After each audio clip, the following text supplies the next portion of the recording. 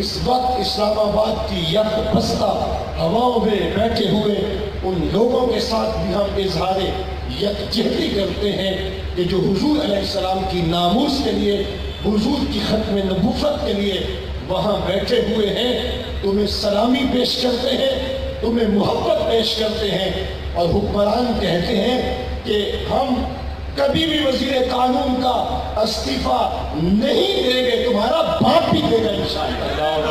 اس وقت یہ امت جاگ گئی ہے، یہ امت کھڑی ہو گئی ہے، تم اس کا مقابلہ نہیں کر سکو گے، اس طوفان کو تم نہیں روک سکو گے۔ عشق تو پہاڑوں کے کلیجے بھی چیر دیتا ہے، تم ہوتے کون ہو؟ تمہارا باپ بھی استعفیٰ دے گا۔ حضور کے نام پہ ہماری زندگی کی ایک ایک سانس قربان، ایک ایک لمحہ قربان، ہماری ایک ایک سانس قربان، ہماری نسلیں قربان، ہماری جوانیاں قربان۔ آج آپ کے جذبے اور آپ کی محبتیں اور منتظمین کا جذبہ مجھے اس بات کا تقاضا کر رہا تھا کہ میں ایک لمبا خطاب کروں، لیکن میری صحت آپ لوگوں کے سامنے ہے، میرا ٹوٹا ہوا شکستہ لہجہ بھی آپ دیکھ رہے ہیں، اور روٹین سے ہٹ کر کے میرا انداز بھی آپ ملاحظہ کر رہے ہیں۔